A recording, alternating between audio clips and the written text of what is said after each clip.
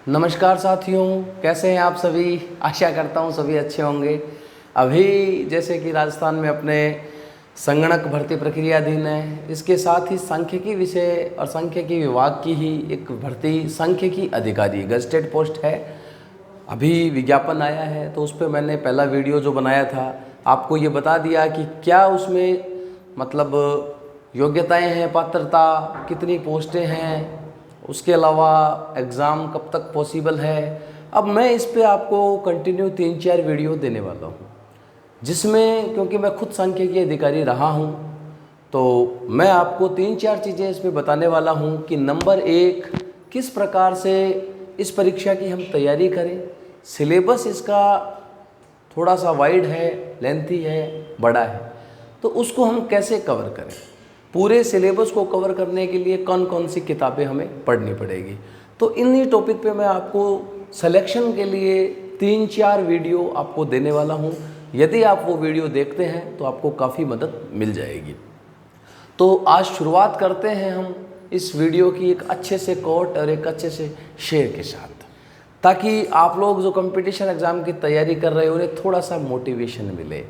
कोशिश कर हल निकलेगा, कोशिश कर हल निकलेगा। असफलताओं के खारे सागर से, असफलताओं के खारे सागर से एक दिन मीठा जल निकलेगा। असफलताओं के खारे सागर से एक दिन मीठा जल निकलेगा। आज नहीं तो कल निकलेगा। साथियों, थोड़ा सा आपको इन्हीं विषय का ध्यान रखते हुए हमें शुरुआत करनी है। सिलेबस कवर कैसे करें, हम हमारे सिलेबस को कवर कैसे करें। चलिए बात करते हैं सिलेबस कवरेज की। तो सर्वप्रथम पार्ट ए जीके का है, इसमें 40 नंबर का 40 मार्क्स का। पार्ट बी जो कंसर्न सब्जेक्ट है हमारा, जिसमें स्टैटिस्टिक्स, मैथमेटिक्स, इकोनॉमिक्स और इंडियन इकोनॉमी मैथ जो है, तो उन पे हम कैसे कौन कौन सी बुक्स पढ़ें, क्या हमारी स्ट्रेटजी हो सकती है। तो सबसे पहले पार्ट ए जीके 40 मार्क्स की बात करूं, इसमें आप हिस्ट्री पढ़ेंगे, आर्ट एंड कल्चर पढ़ेंगे, जियोग्राफी पढ़ेंगे और राजस्थान गवर्नमेंट की जो करंट स्कीम्स, डेवलपमेंट प्रोग्राम्स है वो पढ़ेंगे। तो हम ये सोचें कि इसमें हम क्या कैसे करें कि 40 नंबर का जब ये आएगा तो एटलीस्ट उसमें हमारे 22, 23, 25 नंबर तक हम उसमें पहुंच सकते हैं। कैसे पहुंचे 25 नंबर तक, तो उसके लिए जीके जो आप पढ़ेंगे, लक्ष्य की आती है, एक अच्छी बुक है, पढ़ सकते हैं आप उसमें से, एग्ज़ाम ओरिएंटेड है। साथ में यदि आपको लगता है कि बहुत लेंथी है लक्ष्य है, तो आप एक बार इसको, अभी टाइम है आपके पास, तो लक्ष्य को थोड़ा पढ़े। साथ में सिखवाल की मानचित्रावली आती है, नई बुक मार्केट में है, तो उसको आप पूरी पोर्शन आपके जो हैं वो क्लियर हो जाएंगे। उसके अलावा आप करंट अफेयर्स के लिए, अब जो सिखवाल मानचित्रावली लक्ष्य है, इससे आप art and culture, geography, history सारा आपका कवर हो जाएगा। करंट अफेयर्स और हमारे ये इस पे जो करंट स्कीम्स हैं उनके लिए आप 2 चीज़ें, राजस्थान मूमल वार्षिकांक पढ़ सकते हैं। यदि आपका एग्ज़ाम फरवरी तक होता है तो अभी जैसे एक 6 महीने का जो अर्धवार्षिकांक आता है, उसके अलावा 2 महीने की, 1 महीने की जो एग्ज़ाम से ठीक पहले की अपडेटेड है वो आप अध्ययन कर सकते हैं। इसके साथ ही साथियों आप सुजस बुलेटिन राजस्थान सरकार का है, DIPR जो है हमारा है, department of information and public relation, तो उसको आप पढ़ सकते हैं। उसके बाद सब्जेक्ट की हम बात करें तो हमारा सब्जेक्ट जो है 110 मार्क्स का है। 110 मार्क्स में सबसे पहले है स्टैटिस्टिक्स। स्टैटिस्टिक्स में हम लगभग, मैं इस पे हाँ मैं एक आपको बता दूं, मैंने बोर्ड पे पूरा सिलेबस नहीं लिखना। क्यों? हम रिलेवेंट जो काम की चीज़ है वो पढ़ेंगे। जो चीज़ें अब आपके पास साइट पे पड़ा है, सिलेबस पता है आपको, तो वो चीज़ मैं यहाँ बताऊँ, कोई उसका तुक नहीं है, कोई फ़ायदा नहीं है।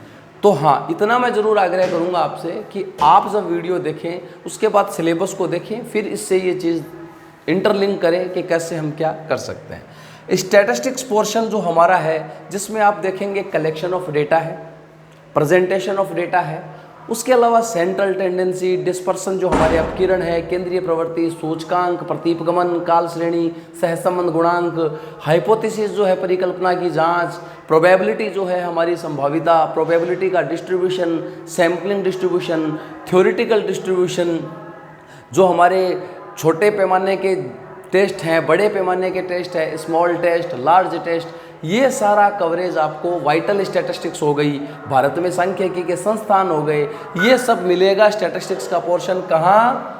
KN नागर, कैलाशनाथ नागर, MCOM या MA संस्करण संपूर्ण। इसके आगे मैं संपूर्ण लिख देता हूँ, आपको संपूर्ण वाली लेके आनी है, कैलाशनाथ नागर, उससे आपका पूरा इसमें कवर हो जाएगा।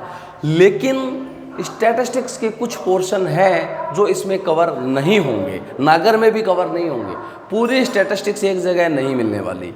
कौन से टॉपिक है जो यहाँ कवर नहीं होंगे? Design of sample survey, design of experiments, उसके अलावा हमारे नॉन पैरामेट्रिक टेस्ट। कौन से टेस्ट है? Non parametric test. तो मैं ये यहाँ से जो स्टैटिस्टिक्स का मैंने लिखा है वो डिलीट कर देता हूँ, क्योंकि इसके लिए मैंने आपको बता दिया है कि हमें कौन सी बुक पढ़नी है। अब मैं आपको बता देता हूँ, डिज़ाइन ऑफ एक्सपेरिमेंट जो है, डिज़ाइन ऑफ एक्सपेरिमेंट, फिर डिज़ाइन ऑफ सैंपल सर्वे,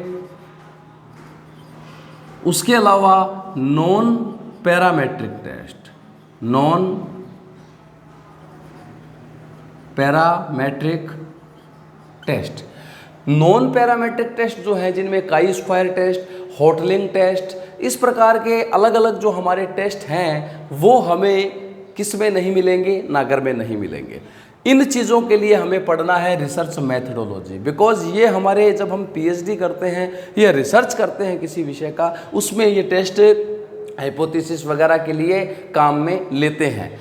तो वहाँ रिसर्च मैथडोलॉजी के लिए आप चौधरी CM की पढ़ सकते हैं बुक, या BN गुप्ता को आप पढ़ सकते हैं।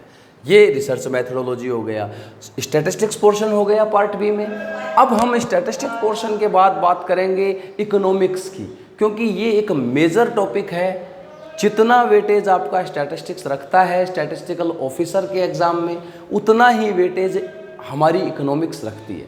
देखो मैं आपको फिर बता दूं, एलिजिबिलिटी में भी आपके MA economics, MCOM with statistics, MSc mathematics with statistics, 3 चीज़ें हैं। इसका मतलब जब तीनों स्ट्रीम एलिजिबल है तो उनका सिलेबस तीनों का आना है। स्टैटिस्टिक्स हमने डिस्कस कर लिया। अब MA इकोनॉमिक्स वालों को क्या फ़ायदा है, उनके कौन कौन से टॉपिक कवर होंगे? इकोनॉमिक्स वालों के लिए मैंने डायरेक्ट पूरा सिलेबस न लिख के बुक ही लिख दी है। क्यों? क्योंकि उसको 4-5 बुक्स में ही बांटा गया है। Number 1 micro macro economics. Economics में जब आप अपना सिलेबस देखेंगे तो सूक्ष्म या समष्टि और व्यष्टि अर्थशास्त्र है, माइक्रो और मैक्रो इकोनॉमिक्स। इसकी बुक आती है BCom पार्ट फर्स्ट ईयर की, जो हमारे राजस्थान यूनिवर्सिटी में भी चलती है। तो वहाँ से आप BL ओझा की किताब आती है, तो BL ओझा को पढ़ेंगे। व्यावसायिक अर्थशास्त्र सफिशिएंट है। इसके अलावा यदि आप चाहें तो लक्ष्मी नारायण नाथुराम का जो है राजस्थान की और भारत की अर्थव्यवस्था आती है उनकी, वहाँ से भी आप पढ़ सकते हैं, BL ओझा पढ़ सकते हैं। इंडियन इकोनॉमी, जो हमारी राष्ट्र आय, सकल घरेलू उत्पाद जो हैं भारत में क्या हमारा मतलब पशुधन है, कृषि है, उद्योग है, गरीबी है, रोजगार के क्या हैं, ये सारी चीज़ें पढ़ने के लिए इंडियन इकोनॉमी, भारत की अर्थव्यवस्था, लक्ष्मी नारायण नथुराम का आप पढ़ेंगे। 2 चीज़ें मैंने आपको EFM में बताई, मतलब इकोनॉमिक्स में बताई। कौन कौन सी? Micro macro. मैं फिर लिख रहा हूँ यहाँ इकोनॉमिक्स के लिए मैं फिर लिख रहा हूँ माइक्रो मैक्रो, ये 2 मैंने लिख दी, मैं माइक्रो और मैक्रो को आप कहाँ से पढ़ेंगे? इंडियन जो हमारा माइक्रो मैक्रो व्यावसायिक अर्थशास्त्र BCom part first year, Ramesh book depot RBD पढ़ सकते हैं। फिर इसके बाद हमारा है economics of growth and development. कहने का मतलब जो हमारी वृद्धि और विकास का अर्थशास्त्र है, उसके लिए MCOM में एक किताब चलती है आपके, जब आप राजस्थान यूनिवर्सिटी या महाराजा गंगा सिंह विश्वविद्यालय बीकानेर, उनमें भी MCOM की एक किताब चलती है। EFM जब आप देखेंगे MCOM EFM में, तो रमेश बुक डिपो की आप एक किताब है, पूरा उसका RBD पब्लिकेशन है, तो आपको उसमें अच्छे राइटर मिल जाएंगे कहीं। और हाँ, एक बात और, पर्टिकुलर एक बुक का कोई राइटर से कोई बहुत ज़्यादा फर्क नहीं पड़ता। किताब बस ऐसी होनी चाहिए जो किसी गवर्नमेंट अच्छी यूनिवर्सिटी में चल रही है, एक अच्छे ऑथर्स हैं उसके, या यूँ कहते हैं कंटेंट उसका अच्छा है, सफिशिएंट है, इतना ऑथेंटिसिटी है। मतलब आरपीएससी उसको ये मानते हैं कि मानता है, उसमें जो प्रश्न या जो तथ्य दिए हैं उनको स्वीकार करता है। बस वो बुक्स आप पढ़ें तो वहाँ economics of growth and development के लिए एमकॉम ईएफएम पढ़ लें आप, आरबीडी, इंडियन इकोनॉमी भारतीय अर्थव्यवस्था नथुराम का पढ़ लें, ये हमारे एमए इकोनॉमिक्स में भी चलती है। माइक्रो मैक्रो बता दिया मैंने आपको। फिर है पब्लिक फाइनेंस। पब्लिक फाइनेंस क्या हुआ? ये पब्लिक फाइनेंस हुआ लोक वित्त, सरकार की आय, सरकार का खर्चा, ये सब आपको जीएसटी भी इसी में आएगा। जीएसटी जो आप पढ़ते हो इसी, उसके अलावा आप बजट का, अगर एग्जाम आपका बजट के आसपास होता है तो वो सारा टॉपिक इसी में और करंट अफेयर में कवर होता है, आर्थिक समीक्षा, बजट। तो यहाँ हम जो पब्लिक फाइनेंस है ये एमकॉम ईएफएम में फिर चलती है, पब्लिक फाइनेंस लोक वित्त, वहाँ से पढ़ सकते हैं आप, वही आरबीडी की पढ़ लें। फिर एक इंटरनेशनल इकोनॉमिक्स या इंटरनेशनल ट्रेड है, जिसमें आपके भुगतान संतुलन, व्यापार संतुलन, अंतर्राष्ट्रीय जो हमारे मतलब मुद्रा कोष है, विश्व बैंक है, वहाँ जो हम चीज़ें पढ़ेंगे, स्पेशली इसमें भुगतान संतुलन, व्यापार संतुलन, घाटे की व्यवस्था, ये जो सारी चीज़ें आप पढ़ें, अंतर्राष्ट्रीय संबंध कैसे हों, इंटरनेशनल मतलब अंतर्राष्ट्रीय व्यापार करने के लिए क्या पॉलिसीज़ हो सकती हैं, वो सारी चीज़ें आपके सिलेबस में जो हैं, उसके लिए अंतर्राष्ट्रीय व्यापार, इंटरनेशनल ट्रेड आती है, वही एमकॉम ईएफएम में चलती है। तो काफ़ी चीज़ें एमकॉम ईएफएम से भी आप पढ़ सकते हैं। एमए इकोनॉमिक्स में लक्ष्मीनारायण नाथुराम का पढ़ लें। अब सारा सिलेबस हमने कवर कर लिया, एक चीज़ बच गई, स्टैटिस्टिक्स मैंने कवर कर ली, इकोनॉमी मैंने कवर कर ली, मैथमेटिक्स बच गया। तो साथियों इसके लिए मैं आपको बता दूं, मैथमेटिक्स मैंने भी नहीं पढ़ी है। जब हमारा एग्ज़ाम हुआ था तो मैथमेटिक्स के जो ये मतलब अपर लेवल जो एग्ज़ाम में क्वेश्चन आए थे वो हम भी स्किप कर पाए थे, क्योंकि हमें इसका कंटेंट नहीं मिला था।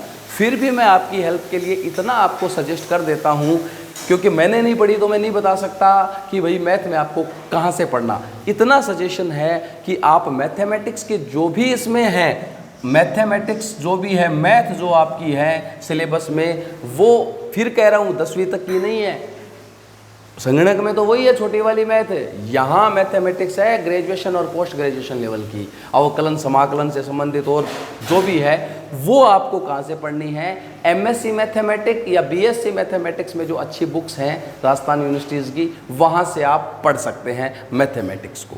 ये हमारा पूरा सब्जेक्ट जो है वो मैंने आपको रेफरेंसेस बता दिया, बुक्स बता दी, कौन सी बुक आपको किस टॉपिक के लिए या किस सब्जेक्ट के लिए पढ़नी है। यदि आप इनको फॉलो करते हैं तो पूरा सिलेबस आप कवर कर लेंगे। लास्ट में एक बात, पूरा सिलेबस कवर करने का प्रयास करना है। कोई चीज़ बहुत ज़्यादा टिपिकल है उसके पीछे नहीं पढ़ना, उसको ऊपर ऊपर से पढ़ना है। कोई चीज़ थोड़ी सी लग रही है, इजी है, समझ में आने, उसको थोड़ा आप ज़्यादा पढ़ लें। छोड़ना कोई भी टॉपिक नहीं है। क्यों? क्योंकि हर टॉपिक में से एग्ज़ाम में क्वेश्चन आने वाले हैं। सिलेबस को पॉइंट टू पॉइंट टच करते चलें। जो टॉपिक आपको बुक्स में ना मिले, जो मैंने आपको बताई है पर्टिकुलर, उसे आप अदर सोर्सेज जो आपके हैं, ऑनलाइन सोशल प्लेटफॉर्म्स जो हैं, यूट्यूब्स हैं, वहाँ से सर्च करें, या फिर आप अगर कमेंट बॉक्स में मुझे बताएंगे इस कवरेज के बाद, तो मैं कोशिश करूँगा कि आपकी कुछ और हेल्प कंटेंट को लेकर कर पाऊँ। तो साथियों मेरा प्रयास यही है कि आप अच्छा अध्ययन करें, पूरा कंटेंट पढ़ें और आपका श्योर सिलेक्शन इस एग्ज़ाम में हो। और हाँ, संगणक की जो विद्यार्थी तैयारी कर रहे हैं और एसओ के लिए एलिजिबल हैं, तो बिल्कुल उन्हें एसओ की तैयारी भी करनी चाहिए, कहीं दिक्कत नहीं आने वाली। क्यों? जीके आप पढ़ोगे वो आपके काम आना है, स्टैटिस्टिक्स मैथमेटिक्स एसओ में पढ़ोगे वो संगणक में सब आपके, इकोनॉमिक्स है, स्टैटिस्टिक्स है, काम आनी है, कोई परेशानी नहीं है। और हाँ, एक टॉपिक इसमें हमने कंप्यूटर जो है, कंप्यूटर वो संगणक में भी है कि वर्तमान में मतलब आईटी का यूज कैसे हो रहा है, उस दिशा में क्या सरकार द्वारा कदम उठाए गए हैं, नवाचार क्या हुए हैं, वो सेम यहाँ का यहाँ भी है।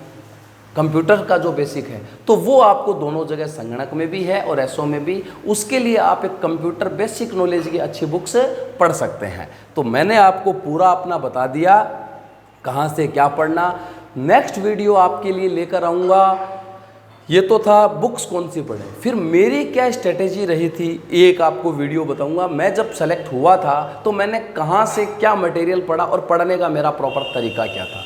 आपको अब सफलता पाने के लिए, सिलेक्शन करवाने के लिए किस तरीके से एक बैलेंस स्टडी करनी चाहिए, वो मैं आपको वीडियो में बताने वाला हूँ।